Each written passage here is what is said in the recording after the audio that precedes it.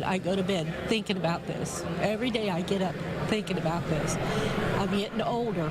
I can maintain my property.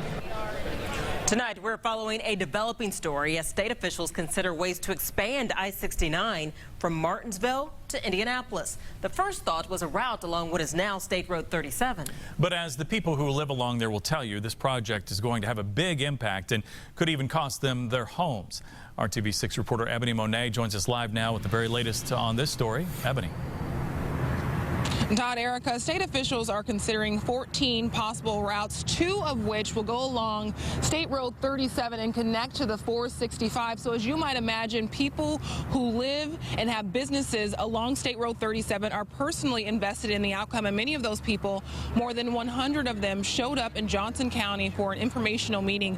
There they got to look at maps and ask questions to find out just how this will directly impact their lives.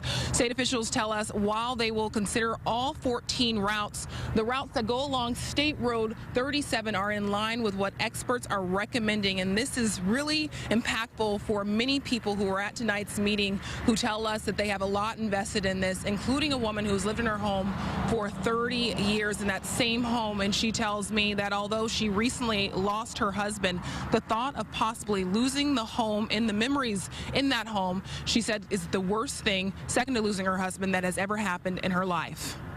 I've lived in my house for 30 years. I've been hit in 2 tornadoes in that house. I've actually been hit in a total of 4 tornadoes. And now I'm going to lose my house all over, and I'm going to be by myself. I have no kids. I don't know what I'm going to do. Nowhere to go. There's going to be another meeting in Martinsville tomorrow at Martinsville High School. Their officials want to get feedback from people. They're going to be taking those public response feedback until June 2nd. And they're actually asking people to fill out a comment sheet like this one with recommendation about possible routes and information about how this could impact your life, because they are considering the personal impact of this project. If you cannot attend the meeting, you can still submit your suggestions and your comments. You can submit them online, and we will provide a link on the indychannel.com. Reporting live outside just near State Road 37, Ebony Monet, RTV6.